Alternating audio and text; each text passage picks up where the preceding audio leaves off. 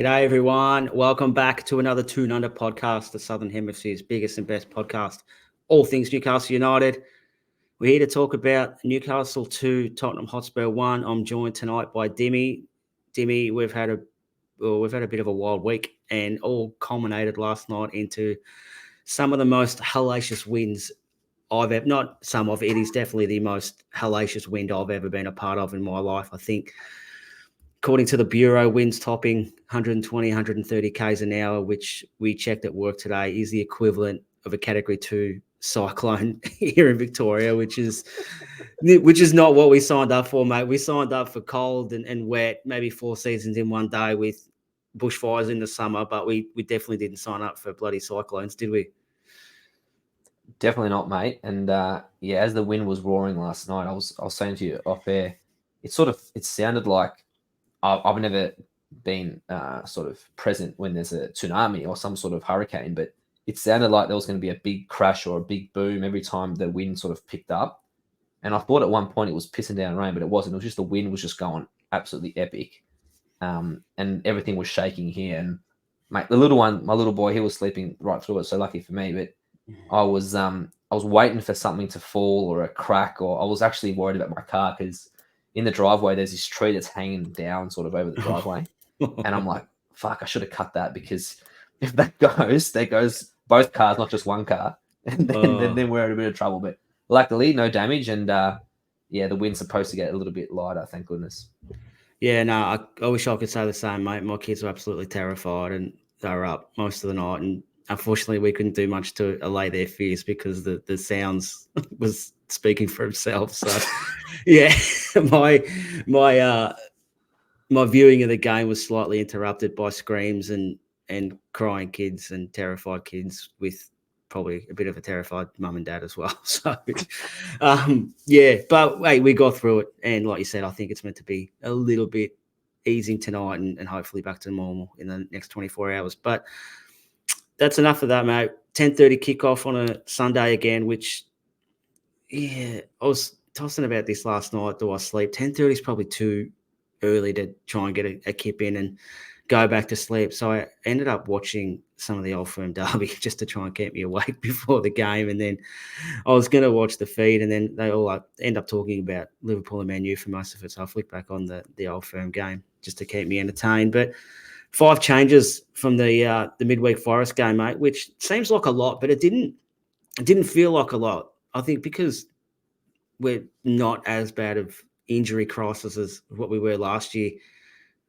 It's not like we fielded a depleted team against Forest. It was still a really, really strong team. So out of the team, we had Trippier, Hall, Tonali, Willock, and Almiron from that starting lineup, and they were replaced last night by Livramento, Kelly, Longstaff, Bruno, and Anthony Gordon had come back as well. So did you think it was a lot, or what are your thoughts on the lineup when it landed?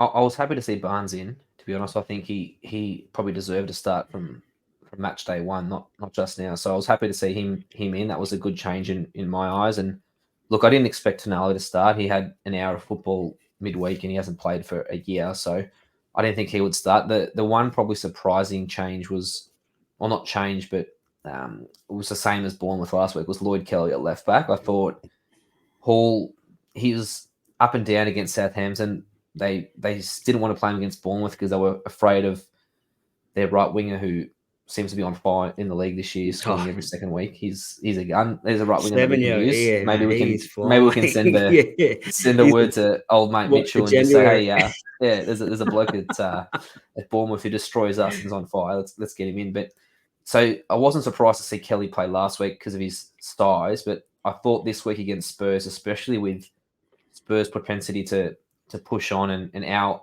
probably chance on the counter-attack, I thought Hall would suit that a lot more. But besides that, it was sort of business as usual in terms of what we expect.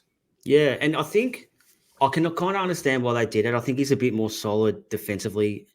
And at the moment, I think just with our injuries and stuff like that, we'll get to our sort of defensive shape and stuff like that a bit later on. But I just think he's a bit more of a banker, if you know what you're going to get from him. Yeah. And I think especially in this early stage of the season where we are obviously still building into our season as well, I think sort of having them bankers in at the start and with Share injured as well, it probably just makes a bit more sense to me.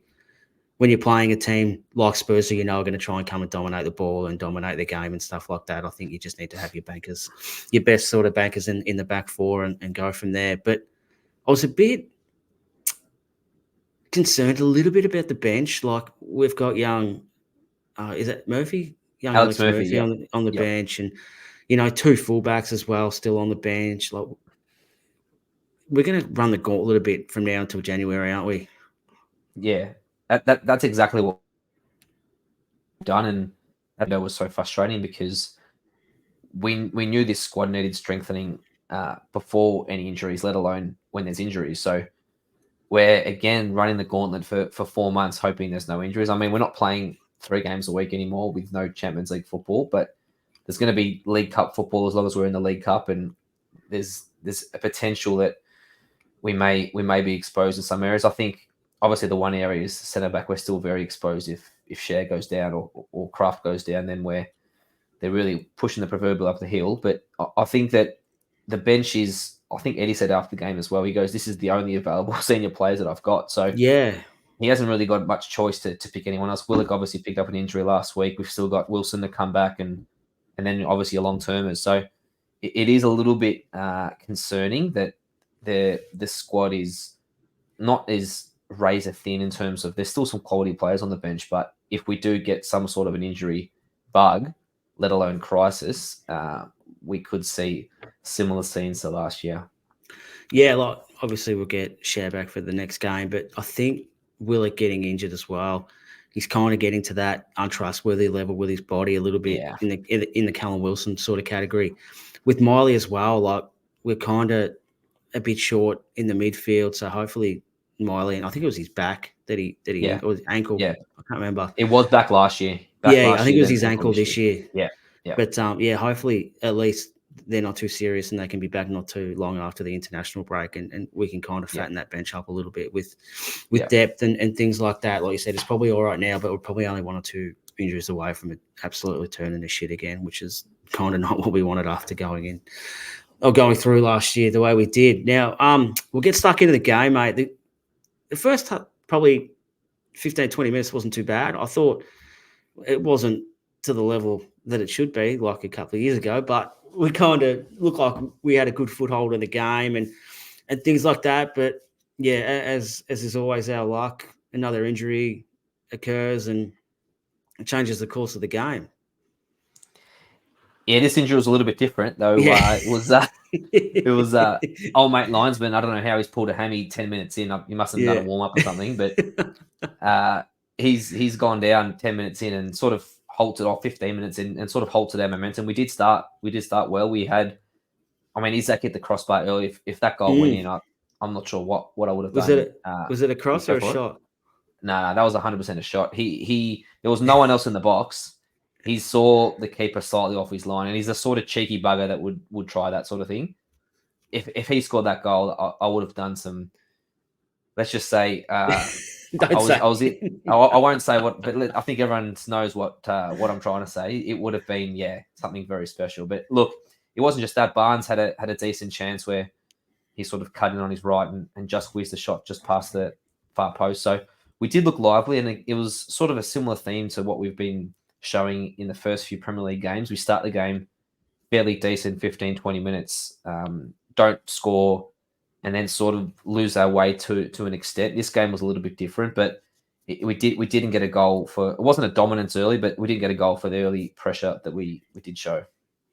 No, we didn't. And then kind of after the substitute was made, like you said, like we did, I don't think we lost our way. We just lost control of the game a little bit and allowed them to probably get a few messages out that they needed to fix up, and they straightened themselves up and kind of played the way that me and you know that Ange teams play, having followed him for a long time here, that he likes to have the ball and possess the ball and be a threat and everything like that. And I mean, Nick Pope made some very good saves, albeit from distance, but he did make some very good saves, especially in that sort of period between the ref going off and us scoring. But even that goal, our first goal, if I don't think you can really appreciate it until you watch it a few times, that ball in from Kelly was a very dangerous ball, but the way Barnes took it and to put it in that far corner from where he was the finish was incredible. Incredible finish. I mean, a corner, and when the net ripples, you're thinking, "Wow, that's quality." And you can just tell that he's a man who's sharp. He's a man who's in form, and I'm not sure he's going to reach this level that Gordon did, but it's reminiscent of sort of Gordon's start to the year last year. Had a good preseason. He was hit the ground running, and then the rest was history. He was a player of the season, made the English squad for the Euro. So Barnes does have a lot of quality that I don't think Newcastle fans have seen. He was fantastic for Leicester before he came to us, and obviously had his injury issues last year. But I mean, a man finishing chances like that is absolutely sensational. And you think of now the depth of finishes that we have. I mean, if we've got Barnes taking chances like that, we obviously got Isaac. Gordon, when he's fit, will score. We've got goals all over the pitch at the moment. So, well, definitely over the front line. I think if Barnes can maintain his form, I think that him and Gordon sort of tandem swapping wings, I think it's going to be very dangerous for us. Yeah, and was thinking kind of when I was watching it too, it wasn't just what he was doing and things like that. Like he did start last season pretty well, albeit coming off the bench a lot of the time because Yeah, Miggy had kind of was coming off his sort of dream season and he's very hard to sort of displace from the team and things like that. And Eddie, we all know, trusts the guys that he knows and whatnot. But it made me think, especially last season when Miggy's form fell off the back of a car and like I wouldn't say that he probably reverted back to his normal yeah, self. I think that year yeah, was more of an outlier than anything else. He's more to what we used to last season. But once once the teams realised he wasn't offering much, they did kind of try to load up over on Gordon's side and stop him and stuff like that, which you can if you know there's not that much threat on the other side. Now, if Barnes is going to continue this form that he started with and even started at the start of last season as well, I think it's going to open up more opportunities for Gordon and maybe more opportunity for Isak as well because they yeah, can't really hedge on one side yeah, to sort of stop that threat if they're both posing a threat. And this is what us and not just us, but all supporters, we're kind of crying out for that right winger to come through just to offer an equal threat on that other side and make us more unpredictable, but therefore more dangerous when we're going yeah. forward.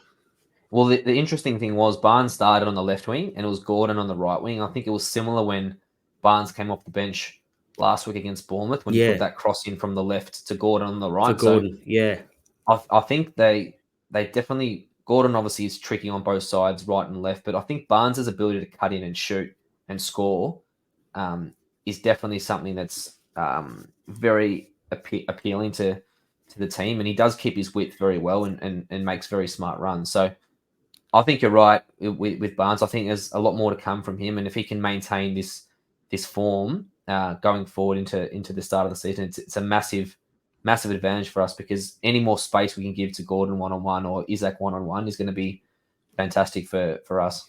yeah, and maybe who knows? Like we'll probably figure this out as the season goes on. But maybe Miggy is that guy to come on after Yeah, 75 minutes and run at tight yep. defenses. He might find he has more success And there's nothing when wrong with that. Yeah, no, there's nothing wrong with being a perfect impact player. I mean, even we'll talk about it later. We saw Murphy come on and he made an impact going forward. You got to have quality, not just in your starting level, but off the bench, and players who have the ability to come off the bench to make an impact. So I think yeah, Miggy with his energy and obviously, yeah, his finishing's not sensational, but his energy could be very valuable in the last 20 minutes of a game if you're chasing something or if you're trying to maintain intensity. I think yeah, that could be a nice niche role for him, even though he's not the key starter anymore. It could be a good role for him for the team. yeah, absolutely. And I think the key attribute there is speed. Like him and Yep. Murphy are both quick, and when they come off or come on, sorry, after 60, 65, 70, 75 minutes, whatever it is, they look a lot quicker. Like they're quick anyway, but they Yeah. look a lot quicker than Yeah. what they are Yep. against tired defenders and things like that. And I reckon we'll get to that shortly, but I reckon that played a huge role in us scoring. Once Murphy was through and broke that sort of last line, there was no one getting him. Like No. he was through. All we had to do was pray that he didn't get get the ball tangled at his feet. But Yeah, I was waiting for him to fall. yeah, We'll talk about it. I was waiting for him to trip over his own yeah, feet. we'll get to that in a minute. But yeah, it's sort of halftime. You could argue maybe undeservedly, probably went 1-0 down, but that's the thing, Demi, and you brought this up as well during the game, is just because they had a lot of the ball, most of their shots were from distance. Like they Yeah. didn't really penetrate through us No, or anything like that, did they? they didn't. And I mean, the commentators were they were annoying. Let me put it out there, but they were bemoaning for 95 minutes how Spurs didn't have a striker, and if they had a striker, they would have scored 6, 7 goals. But we were allowing them to shoot from outside the box. I mean, that's obviously can be dangerous if someone leathers one top corner, but I think it's a fine tactic, because when you got a goalkeeper of the quality of Pope, generally speaking, we'll talk about his mistake in a minute, but a goalkeeper in the quality of Pope, to score from 25, 30 yards is going to be very tricky. So I think, yeah, that's definitely not a bad plan. Yeah, and he's a big unit. Like obviously we're on the other side of the world, so it's very hard to compare the size of other humans when you only see them on TV. But it wasn't until we seen him in May when they come here. I know he didn't play, but he was walking around and stuff like that. He's a big unit. Like he's got a big frame. And I know Dan Burn was obviously Dan Burn, but they're all really like good sized players, and you can see the prototype, the Eddie Howe prototype now, if you like that, how they like big and strong. Like even like Lloyd Kelly's looks like he's a big unit now. Like we can compare him to these players because we know what these other players their actual real size now. So it's easy to compare. But just the second half, like he did, even after the second half, he made a few good saves as well. Brennan Johnson had come on at halftime and was he's probably been a bit of a pain in the ass, to be honest. He seemed to be in everything, and he was causing us all sorts of problems. But that cross that was deflected, which they probably should have converted at the back post, like that was probably as close as they got. Really scored. Madison has that shot, and Pope he's got a real bad habit. I think he doesn't catch much, does he? He's a big parrier. Like everything, he gets a clean two hands to it, and just seems to want to parry away all the time. I've got no issue with parrying the ball away, but you got to push it right away from goal. And what he did, it was sort of a lackadaisical parry in terms of he kept the ball in the area for a Spurs player to latch onto it, and it definitely wasn't a vicious shot from Madison. It could have been probably caught. It could have been parried well away from the goals, and then after that, once he's parried the ball, obviously Johnson sort of scuffs his shot. Pope gets his hand on it, and I mean, you can't really. Yeah, it was a good save. A great save. The second one was a great save. The annoying thing is, I'm not sure if the ball's going in or not. Burn doesn't know either, so he's tried to get a leg on it. But a man 6'7" trying to hook the ball over his shoulder is probably never a good idea. So it was sort of a Burn just couldn't put the handbrake on. It wasn't.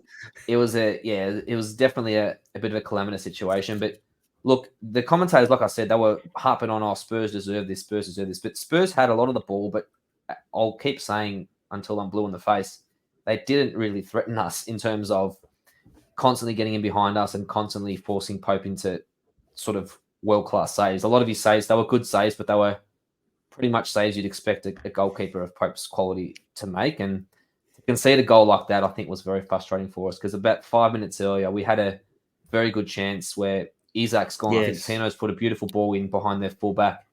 Isak's through on goal. He's got Barnes at the back post, and you're thinking, Isak, a man of his quality, he's either going to score this or he's going to cut it back, and Barnes is going to tap it in. And he sort of gets his foot tangled. It looked like the defender put a great challenge in, but it wasn't to be, was it? It was an illegal challenge.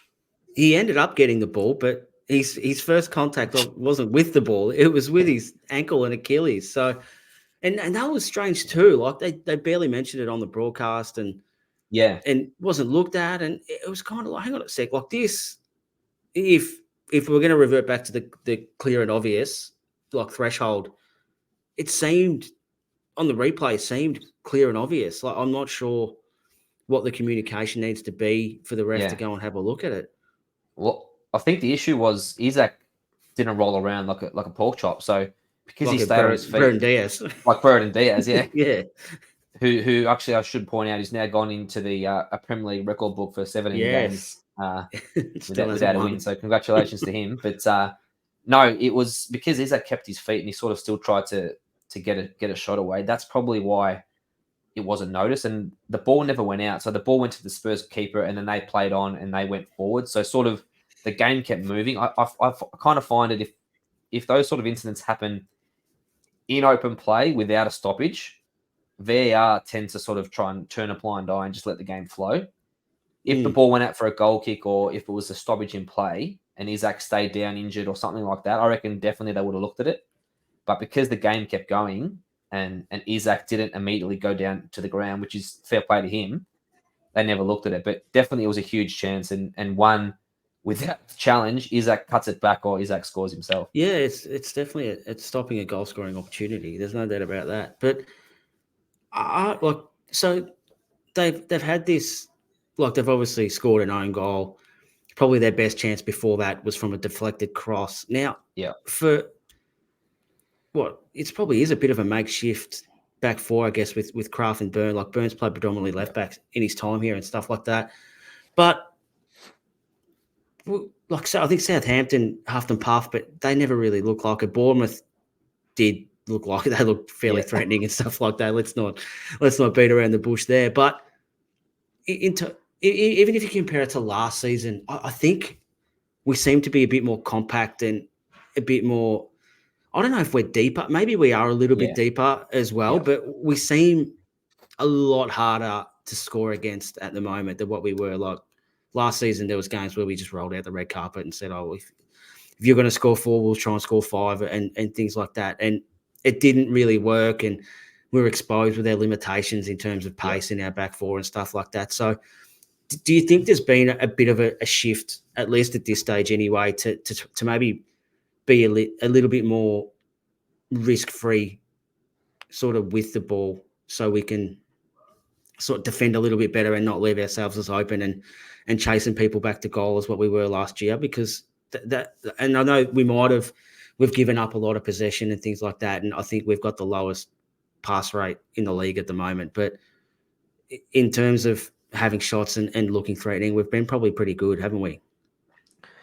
Well, I think there's 2 points to this. So the first point is we're playing with arguably our third or our fourth and fifth centre back options who probably have never played together before. So I think Eddie and the coaching staff have sort of made the decision to say, look, we're playing a right back come centre back and a left back come centre back as two centre halves in the Premier League, who both of them don't have a lot of pace.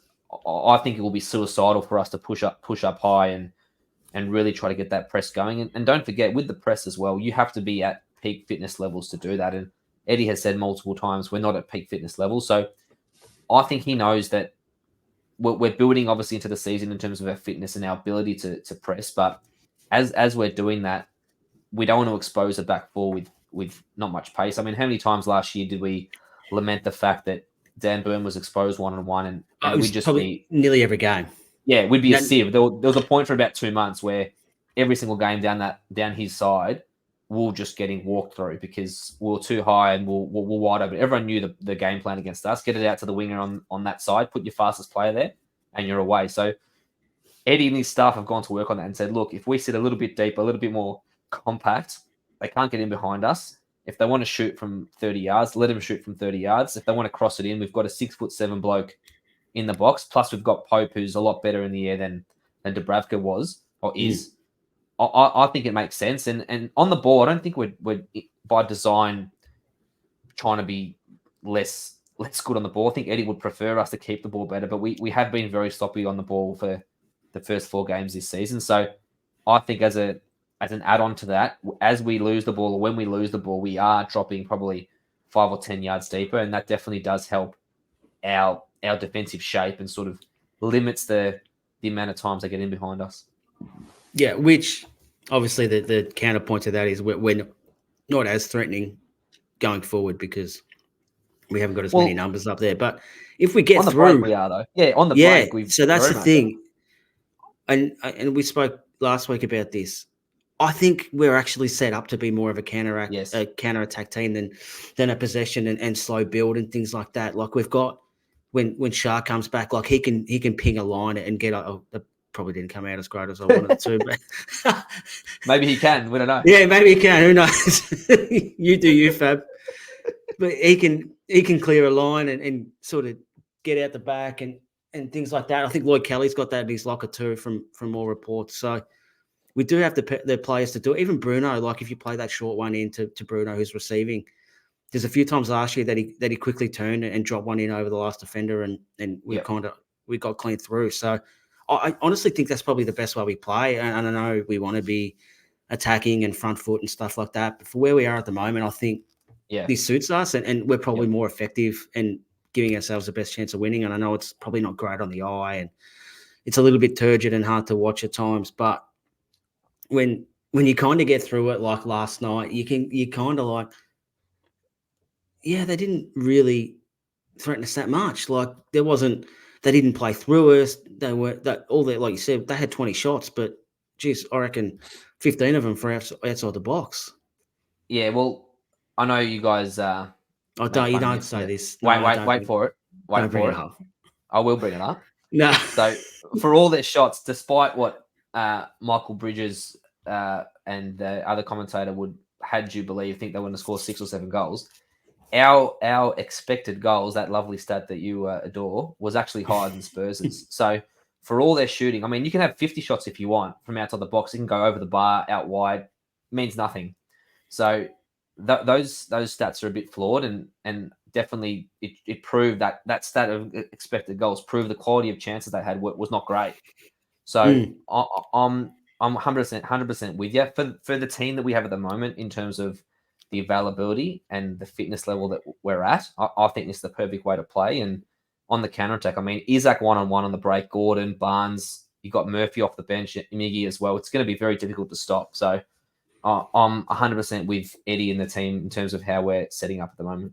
Yeah, absolutely. Now we did make a couple of changes. Murphy come on for Barnes, and he was played in early by Gordon, and this was a bit of a sneaky shot. I thought he was going to try to go fast stick, and he poked it. He tried to poke him and get past the near post, but the keeper, I reckon he just picked it up at the last minute and managed to turn it around for a corner. I went, oh, you sneaky little bastard. I didn't think you were going to do that. Yeah.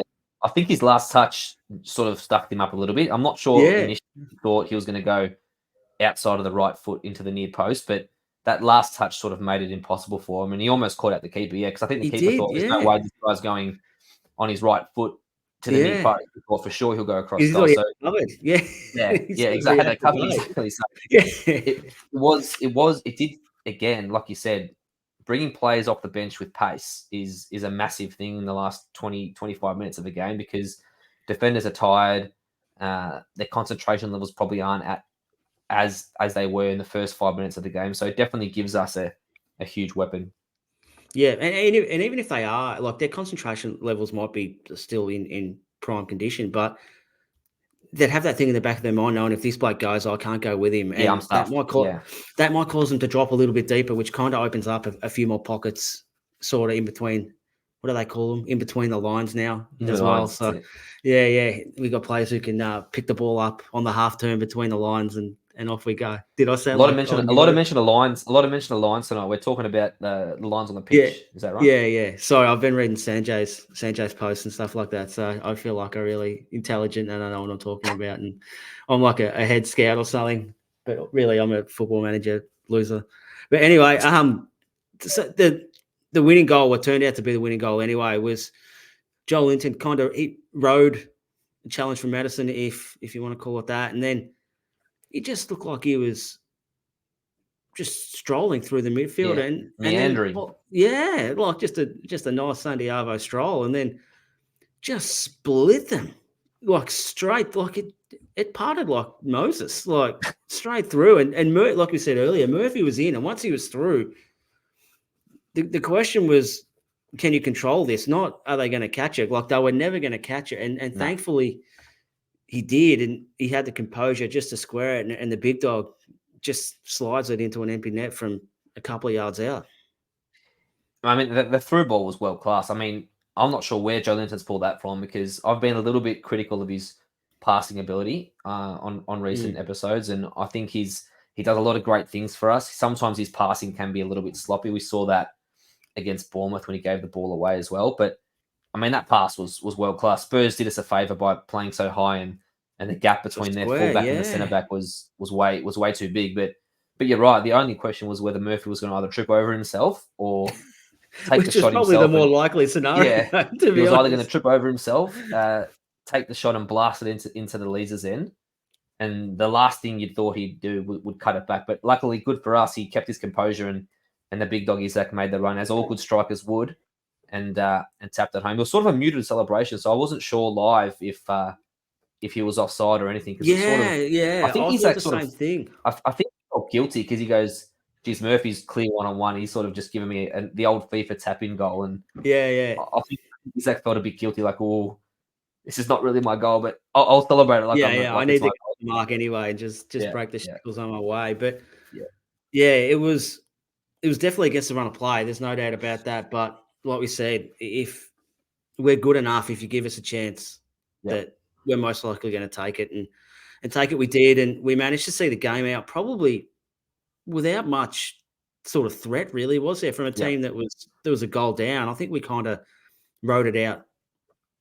Oh, like as comfortable as you probably could. Like yeah. which Not. go on. I was going to say, not don't let the like. I'll keep harping on about the commentators. I'm not sure what commentators were on the coverage in the the commentators would make you believe we're all parking ourselves on the line and it's just Yeah. hanging on for dear life. It was definitely not We've that. played our 15 keepers that we've got on the books on the Yeah, field yeah, at the same time. yeah. It definitely wasn't hanging on for dear life, and Spurs were huffing and puffing, but they didn't really and like you said, for the fact that we could see the game out, especially with that defense and against a team like Spurs who do put you under pressure in terms of their ability going forward. So it was great to see that we could see it out and sort of get another huge result because we're definitely not playing our best football that I want to see. I'm sure Eddie doesn't want us to be sort of hanging on in the last 5-10 minutes of games like we have been for a few games this year, but it does show that the character in the squad is still fantastic and the togetherness. They're following the instructions of the gaffer. It's all still there. So it is great to have a club or have a team that I won't talk about the club. Let's talk about the team. But the team Yeah. who can still grind out results when they're not playing well. It is a sign of a very good team. Yeah, and I think one of Eddie's best qualities as a manager is developing kind of a bit of that siege mentality. You know, it's kind of us against the world. And although we probably weren't, well, we definitely aren't in the position that we were before the takeover happened in terms of that. But I think there's still a lot of players who played, like yesterday as well, who were involved, who were there before the takeover. And I think there was a big siege mentality, kind of us against not just the opposition and stuff in the world, but kind of like their own board and their own ownership as well from the old regime. And they kind of done it to stick one up them just as much as to sort of win themselves. Now, I'm not saying where we're at now is at that level, but I wouldn't be surprised if there is maybe a little bit of resentment from the players and things like that. But we've kind of got over it, and now the window's closed and stuff like that. We're kind of marching on, and hopefully this break has a good time. Everyone can kind of recharge a little bit. And I was hoping we can't, but there's a lot of players, a lot of key players who aren't going to be here for the next 2 weeks, which is kind of annoying. Like Livramento's been called up, Nick Pope's been called up, even Tonali's been called up as well, which is annoying. But yeah, what can you do, mate?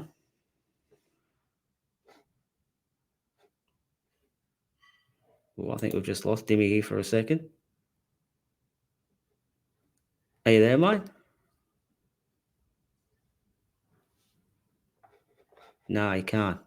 He's lost his sound. But yeah, well, we might wrap this up now. So We are. Oh, It's the you're back. wind. Oh, he's back. It's the wind, It's Steve. still shit outside. I can It's hear it's it. It's playing havoc. blowing a gale. Yeah. So I just said, I'm not sure if you heard me, but I just said, although we would like to spend these 2 weeks kind of regenerating and recharging, we are going to lose a few players away to international duty, which is a kind of annoying. Tino's been called up. Nick Pope's been called up.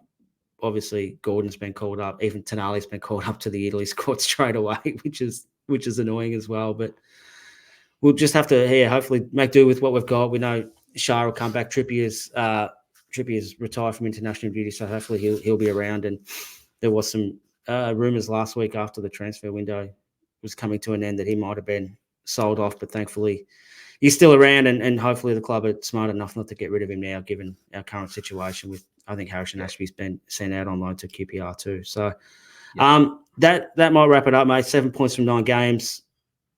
What do you think of the quick 3 games in? What's your thoughts for the start of the year? Fantastic start. I mean, obviously, off the pitch, it hasn't been great for us. It's been a stressful and not ideal transfer window, but definitely on the pitch, 7 points from 9, not playing great. I don't think we can play much. No. So, it's been a good start. We have got a bit of a favourable run after the international break as well. Hopefully we can kick on and keep doing what we're doing now.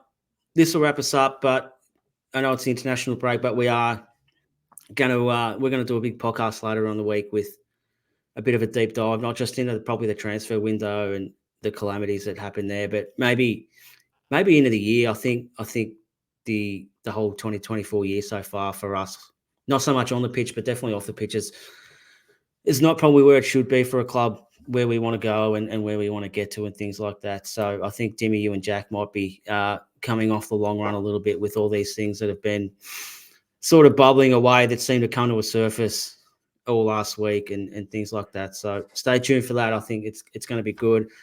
I also think this isn't a hypercritical assessment of the club or anything like that. I think it's fair, and you're allowed to be a happy clapper, but you're allowed to be critical of everything as well, because there has been some big mistakes, I think, over the last 6 to 8 months, and I think they need to be addressed and spoken about and found out. We're probably not going to find out, but I think it's going to be it's going to be a good learning for everyone inside the club. And I'm looking forward to hearing you and Jack unpack it all. And if you are who you say you are, mate, you won't be holding back, which is going to be absolutely fantastic. Definitely not a fence sitter. Let's call that. Yeah. If there's one thing you are not, it's a fence sitter. But that'll do for tonight. Thanks for joining me, Demi. Hopefully, this wind can bugger off and we can go back to living normal lives with not the threat of your house blown away or anything like that overnight. So, hopefully your structure's still upstanding. Hopefully mine, so far it's still here, but hopefully we get through tonight and we're sort of back into a bit more clearer days. And thanks, everyone. Stay tuned for this deep dive into 2024 off pitch for Newcastle United later on in the week. Thanks, Timmy. Cheers, mate.